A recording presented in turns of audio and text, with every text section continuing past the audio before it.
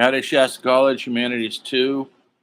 It is Thursday. It's only 100 degrees, going up to 112, 13 for the weekend. Hope you're prepared for it. Stay hydrated, stay cool.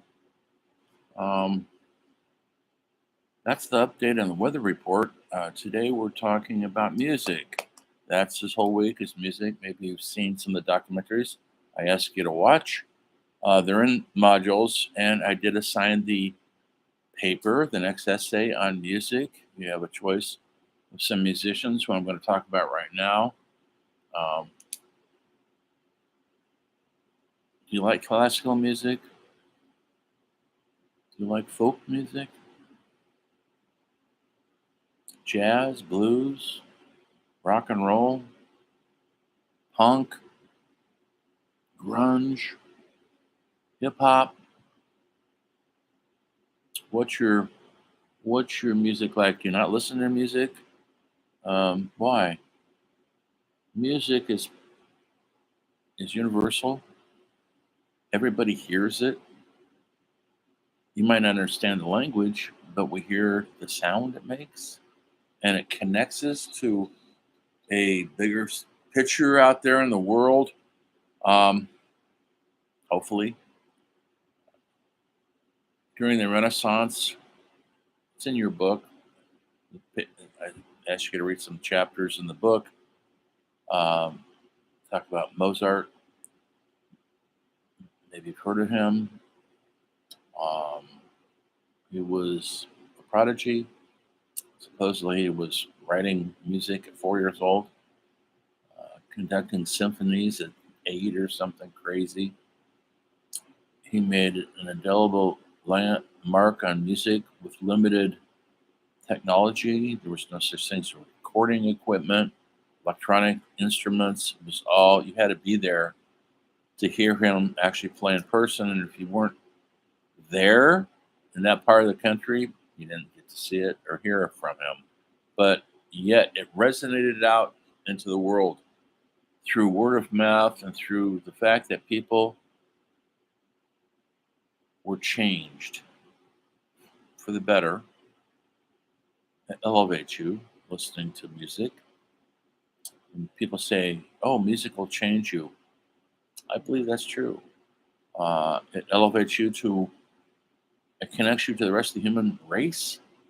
Um, Music speaks to you personally sometimes.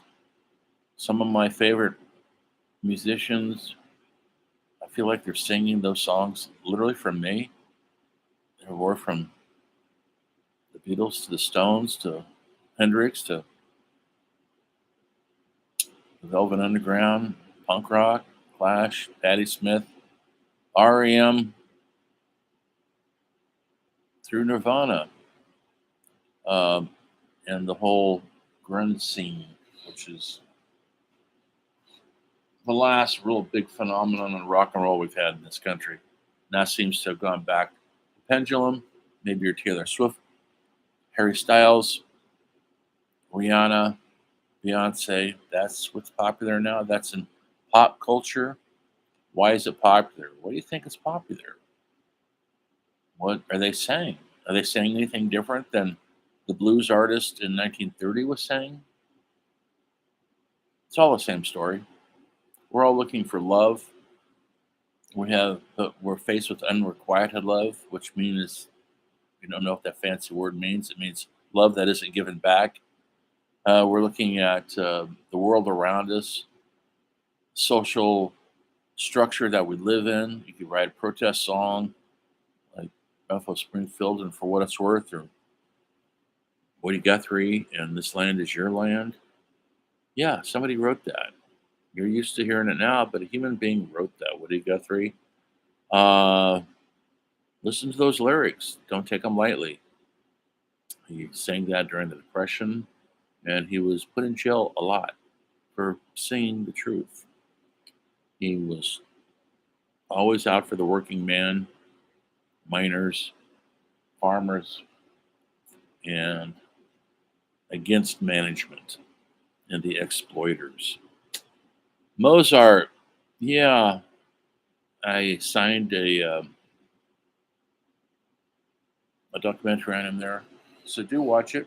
He's one of the people you write about. Um, then we go into, I got jazz in there. I got Miles Davis in there, who was a revolutionary trumpet player who came up really in the 1940s, although he was born long before that.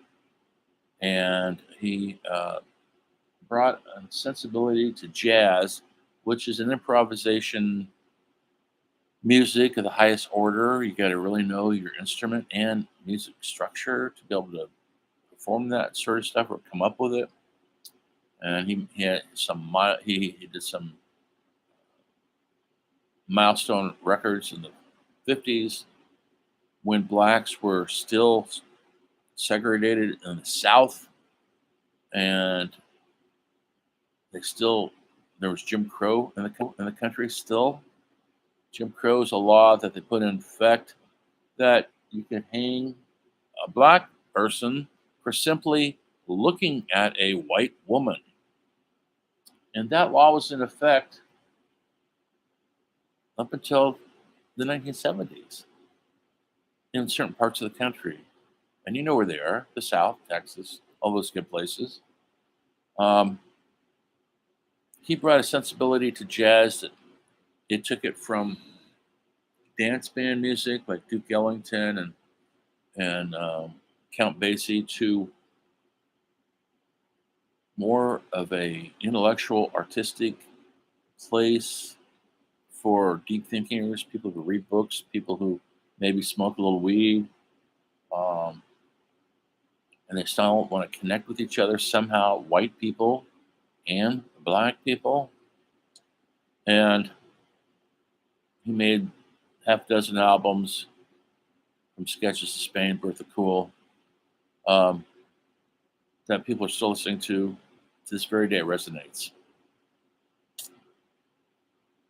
That's someone else you can write about. I'm trying to think what I have assigned down there. I know I've got Nirvana on there. I'm going to forget what I assigned. Nirvana, Kurt Cobain, maybe heard of him. Came out in the late 80s, early 90s, based in Seattle. And he took a combination of kind of heavy metal, like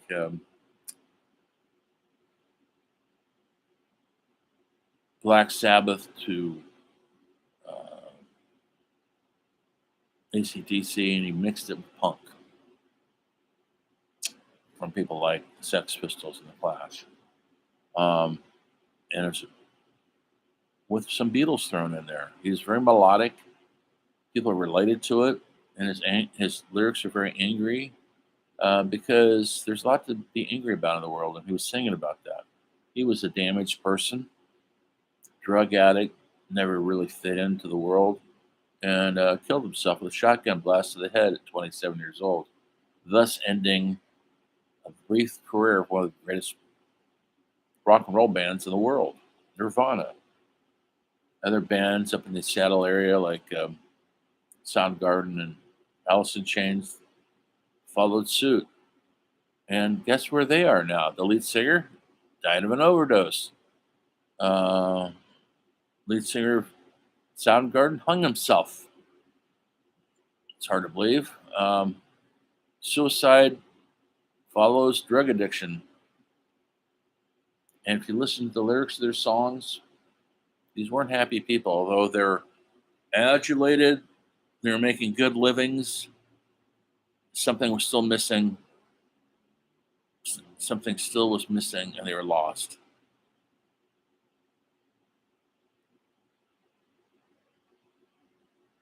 Blues. I got blues in there. That's right. I forgot. I got Muddy Waters in there. And the blues came out of essentially slavery. Um, when you sing the blues, it makes people feel better, even though it's about mistreatment, it's about broken love affairs, it's about racism, but it uplifts the spirit, and that's how music, why it matters. It uplifts the spirit. And so people go, well, it's called the blues, it's depressing, it's It's not happy music. Yes, it is. It's very happy music because it's telling you the truth. A truth that a lot of us don't want to hear. To this day, we don't want to hear it. And Muddy Waters was a practitioner of Chicago blues style, which came out of that area, which is with electric blues, as opposed to the Robert Johnson style of blues, which came out of the South, acoustic blues. He kind of elevated the blues, not kind of, he did with others. There's others involved. And then in the early 60s in England, groups like the Rolling Stones and Yardbirds, the Animals, they heard these records coming out of America by people like Muddy Waters, Howlin' Wolf, and they emulated it. And so there was a blues revival through Britain. Their music is blues based, Rolling Stones, Yardbirds, Animals, many others. And but they put it's a cross pollination between the blues and music from the 50s, rock and roll from the 50s, like Buddy Holly and Chuck Berry. And they married those two together and had this, they call it blues revival. And people like Eric Clapton and Cream was very much a blues, rock and roll blues band. John Mayall, and they did it.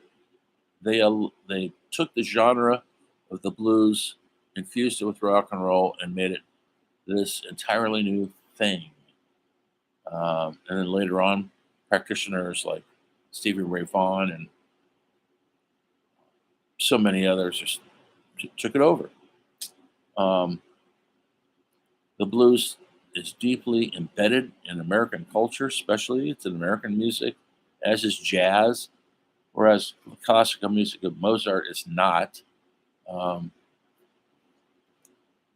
but the blues is born out of pain in the U.S. to uplift our spirits.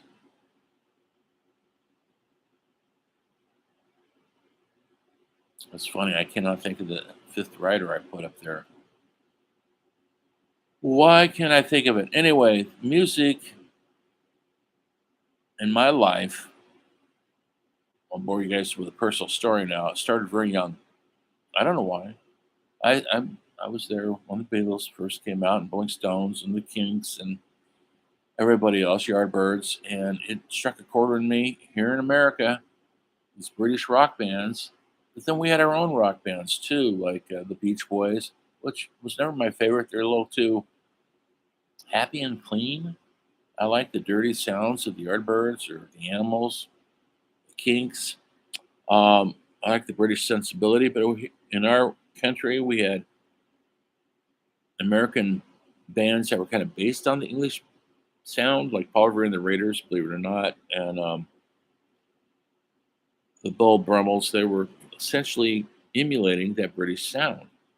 Wore their hair the same way, wore identical suits, and that got them on the map until American music broke free of that during, I would say, the late 60s, the hippie era, and groups, bands from San Francisco like Jefferson Airplane and Grateful Dead and Quicksilver Messenger got rid of the Beatle suits and the Beatle music and put their own stamp on psychedelic music, long guitar solos, trippy lyrics. Why? Because they were tripping on LSD and they were tripping on free love and the possibility of a changed world.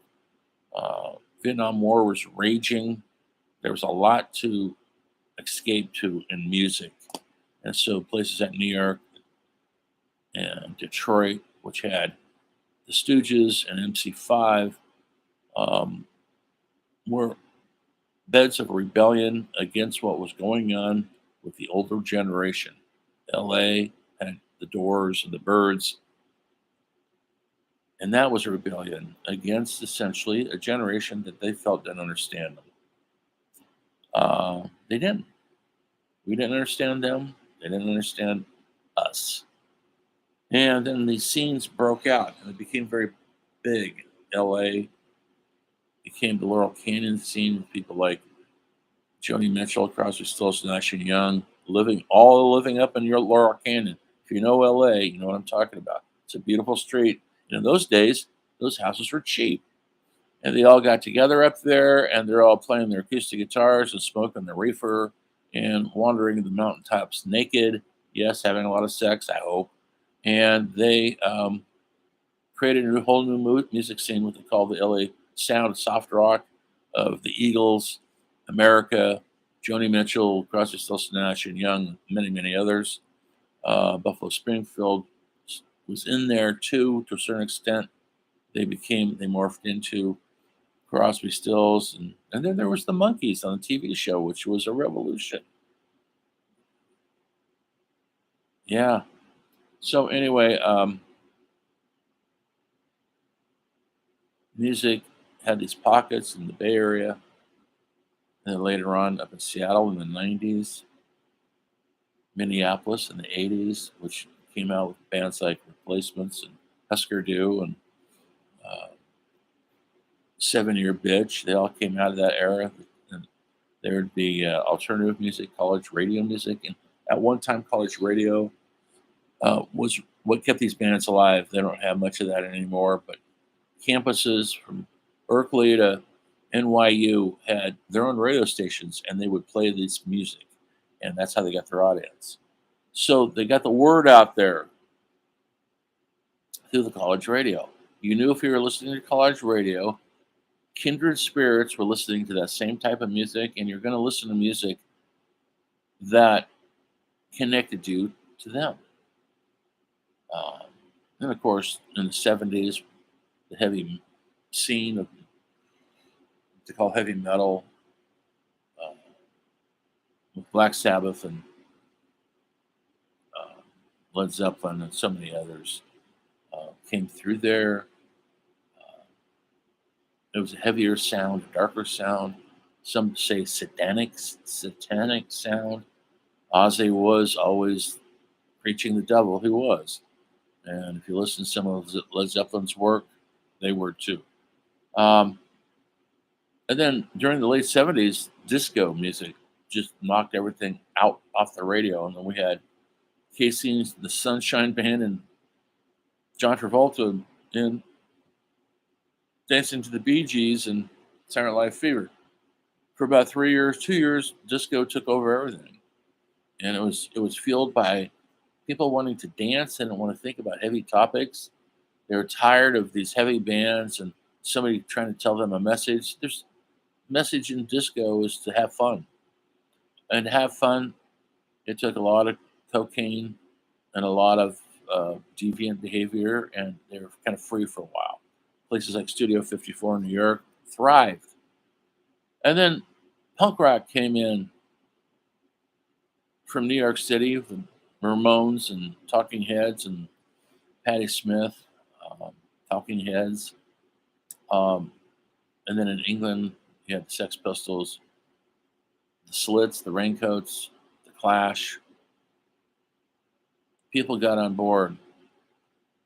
The punk in England was different than the punk in New York.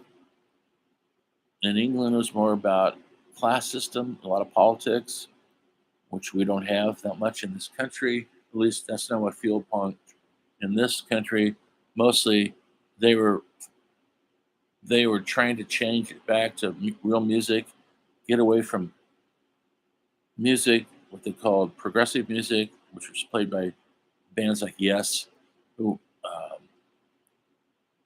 who had high technical skills that most musicians don't have.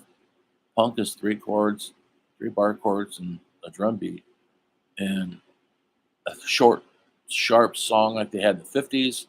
And they took that sensibility and they put it in the modern context. The Ramones, these other bands I mentioned, and it kind of took away the pomposity of uh, the current music with Emerson, Lake and Palmer, and these high tech bands. Not to take away from them, it's all relative music.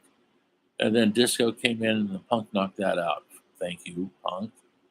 And later on, it developed into the '80s sound, which was in England. It became synthesizer music. Bands like the Thompson Twins, Boy George, so many others. Depeche Mode. They started playing synthesizers, an electronic keyboard.